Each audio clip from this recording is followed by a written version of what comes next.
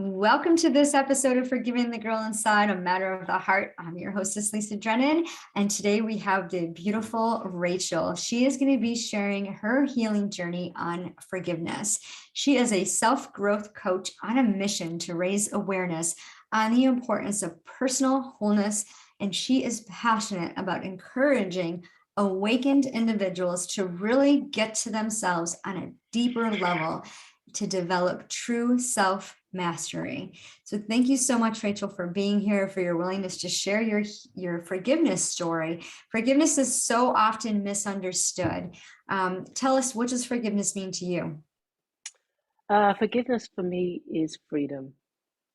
Uh, That's like the biggest thing for me, and it means and the reason why I say freedom is because it's about the emotions or the feelings that have been attached to the past on something that has happened, and by being able to release them, which I believe forgiveness is, that's what it's about.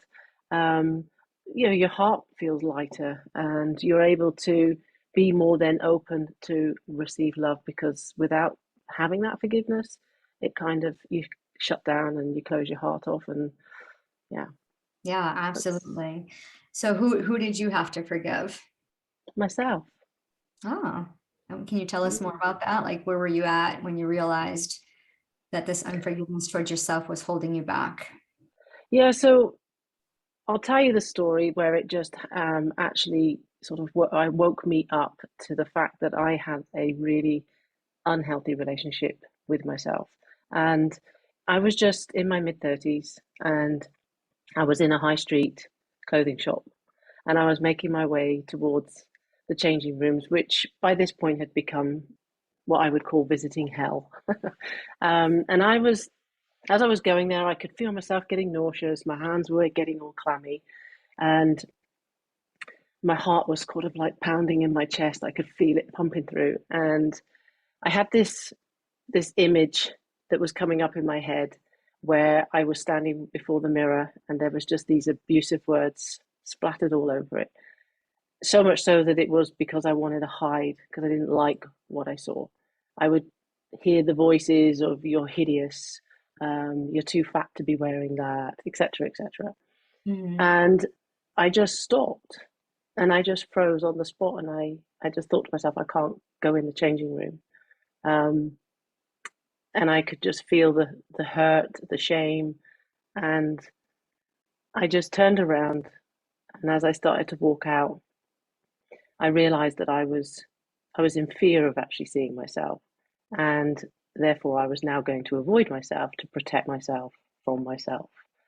Um, and that incident was for me a massive, great big wake up call. But I heard a little voice in my head that said, because it was like this beast that was living in my head, and it said, "What if you could try to learn to love the beast?" Oh. Because now, I was sort of like 35 years into my life, and it was not getting any better, my relationship with myself. And so I knew something had to change. Hmm. And that was really the start of, okay, I've got to first learn how to forgive myself, for the way I'd been treating myself. I'd been shouting at myself, I'd been manipulating myself, I'd been um, telling myself to shut up and not to speak up, all the things that, maybe if you've been in an abusive relationship with another person, I was doing that to myself. And I think a lot of us do that to ourselves, but we don't share it. We don't, maybe, Yeah. it's like our little secret. It was my little secret anyway. Right. Oh, yeah. The power of mirror talk, I call it, the self-negative talk. You look in the mirror and, for me, it was because I had two abortions prior to age 17. And I felt so shameful and guilty that I would just give myself negative talk. And I came from a very dysfunctional family, and there was a lot of emotional and verbal abuse within the family, the extended family as well. So you constantly heard, you were conditioned to hear this ugliness and this harshness in the tone and the words and the facial expressions. Did you have something that triggered this that caused you? Were you conditioned to verbally abuse yours? Like, I mean, self-abuse is basically what you're sharing. Mm, So yeah. what triggered that for you?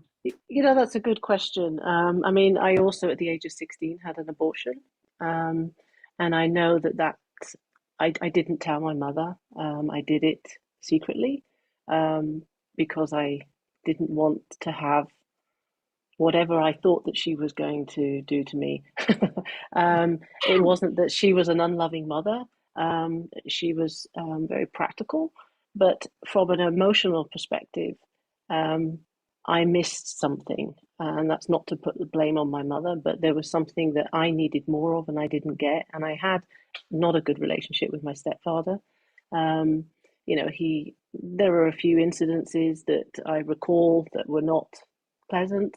um, I'm, if I think about other people and things that they've had, I wouldn't say that I've had an extremely terrible childhood, not by any stretch of the imagination.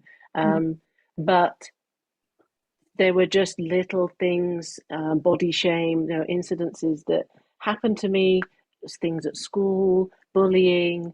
And I think they just all kind of amounted on them. And when you didn't have that emotional, what I needed to be able to feel heard and seen, um, then I internalized everything. Yeah. Yeah. Yeah, especially when you're being bullied, most, I can't even think of the word, impactful way to receive verbal abuse, right? And Mm. especially from your peers, and you're Yes. supposed to, when you're off to school, or at your job, wherever it's happening, Mhm. that's a safe place for you to be. Like our homes are supposed to be our safe place. And to have to go in there and experience that, they say hurt people hurt others. But bullying is just, it's harsh. I mean, any kind of abuse is really harsh. But to be on the receiving end of it and not be able to share your story Yeah. and internalize all of that. And if you don't process it in some way, it comes out, right? The Body Keeps the Score, talks Yeah. about the pain that we experience because we don't share the hurts. And Exactly. I used to bury stuff too. And I remember when I was growing up, my mom passed away in October of 18. But we didn't really have a strong relationship. I was very rebellious towards her. And I remember when I was growing up, if I shared things that bothered me, because I had three older brothers, and boys are mean, right? Brothers are mean. And I remember how mean they were, and I would go tell my mom, and oh, that's nothing, and it's so then you didn't want to talk about your feelings because oh, it's nothing. Don't cry, girls don't cry, and Yeah. I would stifle back the tears. I'd have to be all strong and never would cry in front of anyone because Yeah. tears scare people, right? Yeah. And I would just be super angry and just lash out. Like I would wear black, I would walk around with a scowl on my face. If you saw the movie Inside Out, that's when I Yeah. realized what different feelings were. And, we all have our underlining character. Mine is disgust followed by anger. And when I realized, I always think of feelings as negative, but it's okay to experience Mm. all Yeah. feelings, right? And when I realized I was looking in the mirror and saying to myself, you're no good, you're this, you're that, um, I believed that. And that's how I Yeah. acted. And when I started doing the heart's work and I became a certified aroma cognitive practitioner, and the power of breath work and captivating your thoughts really got me to realize, wow, I am not these things. Like, who told me that? And why do I believe it? So I had this 7D flip where I asked myself why, and I do it with my clients as well. But why do you believe what you believe? And then keep asking that question why until you understand that this is not what I believe about myself. I am a strong, courageous, beautiful woman meant to do great things. So what got you out of your cycle of Um, abuse? what of my abuse? It was, um, first the recognition that Mhm. I was abusing myself. What was Um, what was it? Was there like a strong pivot point? Like, were you at the end of your rope? Like, did something happen that said, this is it, I'm done, I've had enough? it was accumulation of things, but that moment in that, when I realized I had such a strong reaction to a changing room, it was like, okay, this was me for me a signal that Mhm. things had got. I mean, I was avoiding them, mirrors in general, but now to the point that it was now interfering. It was going to interfere with my life.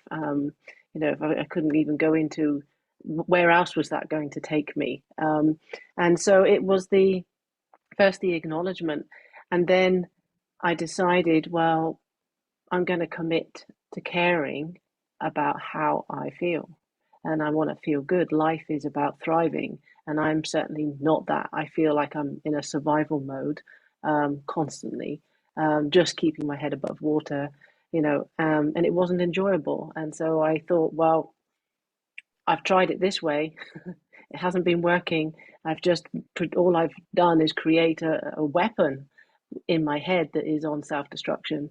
So if I've done that, there was a realization that maybe I could also change it around if I and get my mind to work for me rather than against me. Mm-hmm. Um, I'd already been diving into a little bit of self-development, and it'd always been something that I'd been interested in. But I think also the moment that I had just read something that said, "You're not your thoughts." Um, and that was for me like, oh, that's an interesting thing to think about. Um, and so, yeah, that. And then I committed to replacing um, judgment with compassion. And I also knew that I would have to keep reminding myself that, you know, Rachel, you have a choice. You can choose to continue what you've been doing, or you can choose to do it a different way and just see what happens. What have you got to lose? Um, I've got nothing to lose if I choose to do it a different way, but I've got everything to lose if I carry on doing what I'm doing. Um, and then I had to sort of agree with myself that I would need patience, some grace, um, and I needed to show up consistently. Even when that was more important than feeling motivated. It was Mm-hmm. about just showing up and saying, well, if today is a bad day, then you're going to be okay with it. You're not going to continue to do the abuse because that's what you're committing to. And it felt strange and it felt odd and it felt really uncomfortable at times because I just felt like I was, you're in this sort of period of trying to pull away from something that you have been identified with, and you're Yeah. trying to recreate something, and it's your mind is telling you just go back to what's comfortable. There, you're safe. Mm-hmm. Um, and so it's constant repetition. It's constantly having. I mean, I had a strong desire to want to change, and I Mm-hmm. think that is key. I think if you kind of just sitting on the sideline, you're not really sure which way to go, you'll stay sitting on the sideline and you'll never really. So you have to make the decision. You have to be, I'm going to do it this way or I'm going to do it that way, but at least make a decision. Don't sit on the fence. Um, and then I really got into how can I befriend my inner critic? Um, and I knew that I would have to re-educate it Mm-hmm. and understand where did it come from, why does it do what it's doing, and learning that it was a guardian, it was a protector in my early years that was just trying to um, look out for me. And it probably in the beginning when I was a kid, if you went to, I don't know, get too near the stove and there was something hot on it, it would tell you no, that's dangerous. Right. Because your mum would have told you or something. So in the beginning it would have been kind, but as we grow up, and things happen to us, that voice kind of gets louder and it gets nastier because we start to internalize what other people are telling us and all the other things that we experience. If someone's saying to me, "You're fat," then I would think, "Oh, maybe I am. Yeah, maybe I'm not good at." And so this whole thing about not being good enough for me has been a theme throughout my life, and also understanding. I think knowledge is great to have in a situation like this because even though you've got the knowledge, I mean, you then need to say, okay, well, I'm going to do something about it to show that I actually, that what I'm learning is becoming useful. It's actually doing something. It's one thing to read it, but if you just read it and leave it at that, it doesn't really change anything. So, under, understanding that it was, I knew going in that it would always want to keep me in the status quo. It was always going to try and pull me back. It was always going to tell me all the reasons why I shouldn't. And I had to keep asking the question, but what if I do? But what if I don't do that? what if I do, whatever it is that I was, wanting to think about myself. And so, yeah, it was a game like this for a long period of time, Mhm. backwards and forwards.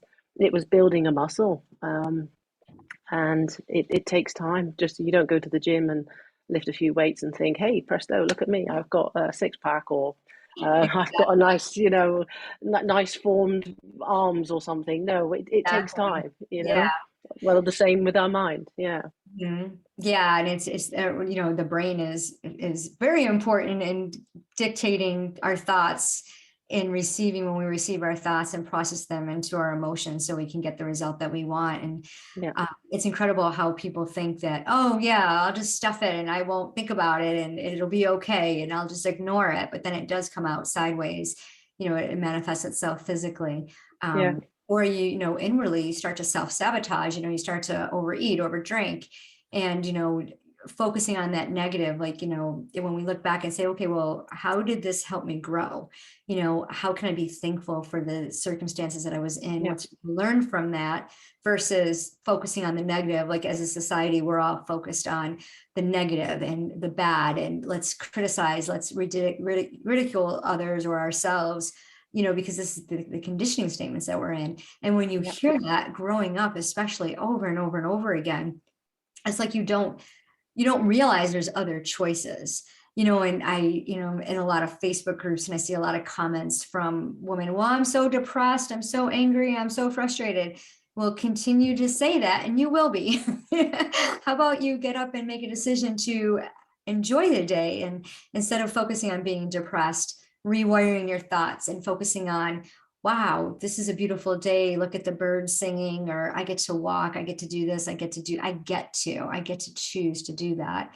So yeah, to be able to train our brain, to rewire our brain to have that new thought pattern so that we can move forward and mhm, do. Because I don't know about you, but when I'm in that energy level of woe is me and victim mode, I'm not motivated to do anything to help others, or to be what they call what unicorn and rainbows. I'm more like, leave me alone, I don't want to be bothered, I'm just going to sit and veg. And but when I have that thought process is, oh, this is going to be a beautiful day, I'm going to do this and I'm going to do that, and make that choice to enjoy even the hard stuff, even the things that overwhelm me, like tech, or yeah. cleaning out my closet that's got 30 years worth of stuff in it. Like, why is that stuff up there anyways? What am I holding on to the stuff for? um so it's amazing. Yeah. But I mean, and I also changed because I would probably most of my life I had let my mind be the leader, and then I would first think, then I would feel, and then I would act. And I mhm, changed that because that really is just, not not a helpful way because your mind will always manipulate you. And like you said, it's wired to be negative. mhm, Um, so I changed to, okay, first tune into how I want to feel. mhm, So what is it that I'm feeling right now, and really understanding how I felt. So if I was thinking I'm feeling, I don't know, I'm feeling frustrated, it's like, well, what do you want to feel?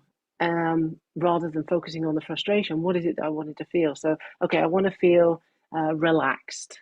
Okay, then I would ask my mind, how can I become relaxed? What do I need to do? And I would come with answers, because the moment you ask a question, have to answer it. you've already formed there is an answer already formed within you, because Yeah. we live in polarity, so there's always two. If you ask one, you're going to get the answer. That's how I see things. Mhm. So by doing that, not only was I training to feel my feelings, I was also then getting my mind to do what I wanted it to do, rather than mind telling me what how I was going to feel. Because if I listened to what my thoughts were telling me, um, I would have a feeling based on that, which I would translate incorrectly. I've come to learn that our feelings, if they are negative, don't mean like that they're negative, as we see it as a negative thing. It's just like if you get in your car and you've got a petrol, this on the dashboard, you've got your petrol or your gas, I think in American you call it. and you've got full and empty, you've got that dial. As the dial's going down towards empty, and the light starts to flash to tell you, hey, you've got to go and fill it up, otherwise you're going to just not be able to get anywhere. We don't start shouting and screaming and getting annoyed with that. We're actually really grateful that it's telling us, because we can do something. And so that's what our negative emotions are telling us is, hey, you're off track. Mm. You're not thriving now. You're going down the road of surviving. And so, you've got to change course. You've got to do something different. And so we should, I believe, be looking at our emotions as our guidance system. And the negative, there are times when they are due. Somebody dies and you feel sad and you're grieving. They're good. You need to honor those. But when you're just having a normal day, and you're having a moment, and you realize you're really agitated and angry and annoyed at everything that's going on around you, it's actually giving you, hey, it's the lights are Yeah. flashing and saying, you Engine maybe need lights to be on. think you Check the need engine light. yeah, think about you're obviously, your thoughts are not helping you, so you need Yeah. to tune into something differently and give your mind another thought. So yeah. Yeah, it's so powerful. Our minds are so powerful. You had mentioned earlier about the stranger in the mirror. After you went through your forgiveness journey, and you began that healing road, on that healing road, when you look in the mirror now, what do you see? Oh, now I always, because I used to call it the beast that lived in my head, um, and now I call it, I see beauty. I see something beneath. I grew so much compassion for myself, and I see the little girl in me, um, who only ever wanted to dance and sing and have some fun. And I see her when I look in the mirror. Um, Well, which is a good thing. And because I feel then connected to her, and I just really um, proud of myself for the fact that I was able to change something that was certain like a negative into a positive, and that I'm actually quite enjoy hanging out with me. I like who I've become, and who I'm still becoming, mhm. because I'm still evolving, and I'm still venturing outside of my comfort zone so that I can keep growing. Um, and yeah, it's been a true godsend that I decided to be a friend to the parts of me that needed a friend. And when I did all my inner child work and my shadow work. So if I look in the mirror today, I don't see that beast. I see somebody who's come a long way and is in a good place. That's And beautiful. I can tell myself that I love me Hmm. with no problem whatsoever. Yeah. And that's a beautiful journey, a beautiful healing journey. What advice would you give someone that had is in the beginning of the journey that you're on, who is looking in the mirror and I don't know who that person is and they're no good? What would you say to them? I would say, um,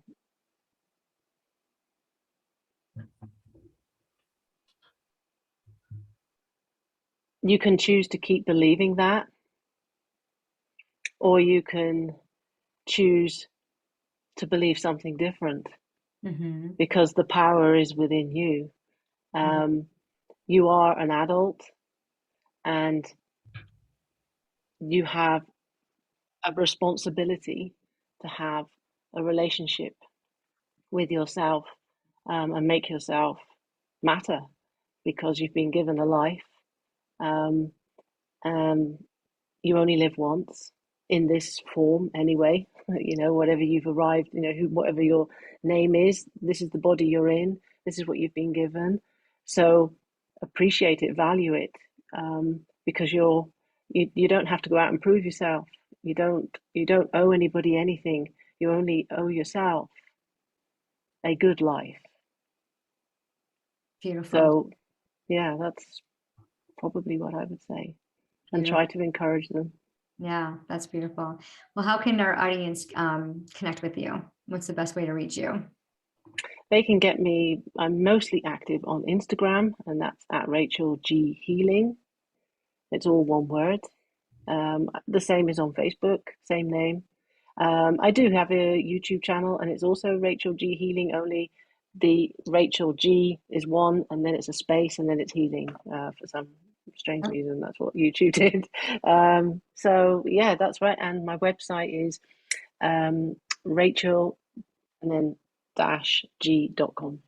Okay, awesome. We'll put those links in the description so our audience can reach out to you. You have a program to help women heal, to forgive themselves, to forgive the girl inside. Is that correct? You work one-to-one, Yeah, you coaching, or? I have a self-acceptance because that for me, self-acceptance and self-love and self-forgiveness, they're really all sort of part of the same Mhm. work. Yeah. And so I do have one of those. I also have a program which is a group and one-on-one. It's a combination. It's a sort of like a hybrid. And I'll be probably bringing that out again in maybe October. And that's a full kind of self-mastery, really getting to know who you are, because that's where it all starts. A lot of us are don't know who we are, and we think that we're just these little, just this body, and we're very separate from everything. And so that course is all about helping you to really get to know the person beneath the surface. Beautiful. Well, thank you so much for sharing your healing journey story of forgiveness towards yours truly. And if you're listening, thank you for being here. If this story resonates with, if Rachel's story resonates with you, be sure to check the description, grab one of those links, reach out to her and have that conversation. Know that you're not alone. What your thoughts are so important, and you get to choose, you get to decide. And if you're looking to join a Facebook group, I have a beautiful place where women post-abortion, loss of a child, or miscarriage can come and be seen, be heard, share your story with like-minded women in a safe, non-judgmental place. The link is in the description. It's a heart-centered healing for courageous women post-abortion who miscarried or loss of a child. And if you'd like to hop on a call with me, I have a heart alignment that is incredible. 20 minutes, we use aroma-cognitive behavior practice to get your heart aligned with your thoughts using the power of breath work. And if you know somebody who would benefit from hearing this episode, please share it, invite them, and leave a review. We'd love to hear your comments, your questions. And if you'd like to be a guest, reach out. Remember, it's all a matter of the heart.